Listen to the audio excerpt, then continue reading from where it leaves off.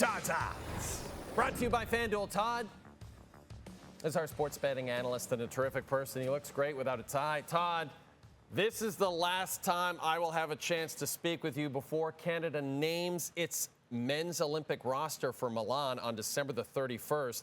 Now, a couple of names I want to ask you about. Number one, Connor Bedard. Right now, he is indeed injured. However, would you still be willing to bet on the young Chicago Blackhawks star to make this team?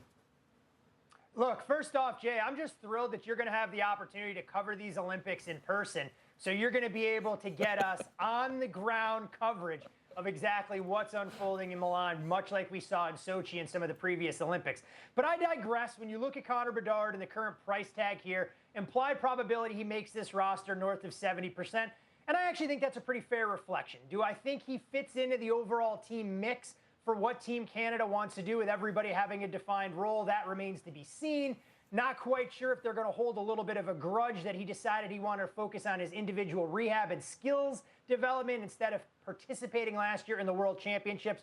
But I think this is a fair number. I just wonder if Bedard is even going to be healthy, that Team Canada needs to use a roster spot, or if they'll say, you know what, Connor, you stay at home, rest and recover, and you can be the linchpin of the 2030 team right alongside Macklin Celebrini. Another injured player is Bo Horvat, and when our hockey analysts Craig Button and Mike Johnson put together their projected Team Canada roster last month, Bo Horvat was on the team. When they updated their roster a week ago, he was still on the team. Right now, you can get Bo Horvat at 6-1 to make this team. I like those odds. Does Todd like those odds? I mean, those guys have better intel around Team Canada than I ever will, but at 6-1, I'm not sure there's enough meat on the bone. When you look at the competitive set that he's probably going to be fighting for one of those final roster spots, whether it's with a Wyatt Johnston, a Morgan Geekie who's really come on as a scorer, a Travis Konechny type. Let's see exactly what direction Team Canada wants to go when they try and identify that final group of forwards. If this was a number hovering around 8 or maybe even 9-1, then I'd be willing to take a small value bet here. But at 6-1, I just don't think there's enough, despite our insiders saying that they really believe that Bo Horvat is going to make the final roster. Okay, I want to ask you about the two massive trades that happened last Friday. They probably shook Las Vegas to its core, I'm sure. Quinn Hughes goes to Minnesota. Minnesota currently third in the Central behind the Avalanche and Stars. This is a juggernaut division. This is the group of death, if you will, in the current National Hockey League. But with the addition of Hughes, do you like Minnesota's chances to go further into the postseason, maybe even win the Cup, despite the fact they'd have to get by the Avs and Stars at the very least? I do. I think Minnesota deserves a world of credit. Look, Bill Guerin had been trying to shed a lot of that salary cap over the last couple of seasons. So what do? They decide to move Zev Buium, Marco Rossi, Liam Ogren, and of course a draft pick as well to acquire arguably one of the top two defensemen in the National Hockey League. I think a lot of us would make the case that Quinn Hughes is a clear number 2 behind only Cale Makar at this point. And if you're looking at this Wild team from top to bottom, they've dealt with a rash of injuries over the last 4 to 6 weeks, but that hasn't really slowed them down at all. The problem being is they're looking up at the Dallas Stars and the Colorado Avalanche in the standings. But I think when you have the opportunity to lean into two netminders playing as well as Gustafsson and what we've seen from Jesper Wallstedt, along with the potential to log 25 to 30 minutes a night of every postseason game with Brock Faber and Quinn Hughes, you get some veterans in Jared Spurgeon and Jonas Brodin out there to eat up valuable minutes.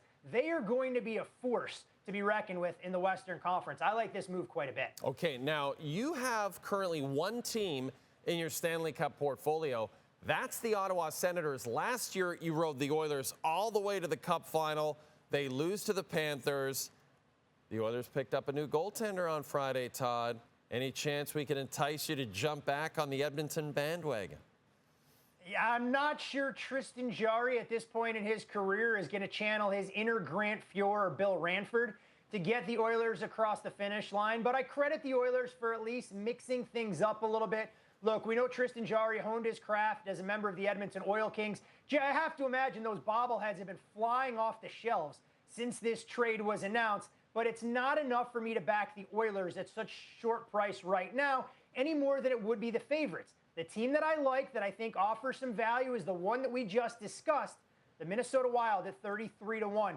given Colorado's hot start to the season, they're currently eating up so much win equity in the futures market that I think it's given us an avenue to start to build out our portfolio with Ottawa already there in the East and Minnesota, the first team that we'll add on the West, before we try and identify some of the favorites that we really want to focus on as we get closer to the postseason in April. And who can argue with what we've seen from the Wild even before acquiring Quinn Hughes? I mean, this is a group that's gone 17-3-2 since November 1st. That's the best record in the league. 33-1 is awfully tempting.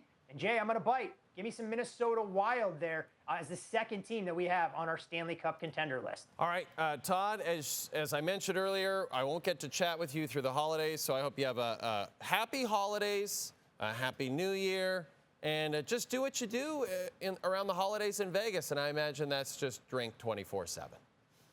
I mean, look, who wants to drink eggnog unless you can put rum or even a little bit of Everclear in there, Jay? But you know what they say around the holidays? It is a true Christmas miracle that I get to go 2 weeks without talking to you. I'm going to count my lucky stars to ring in 2026. Merry Christmas indeed.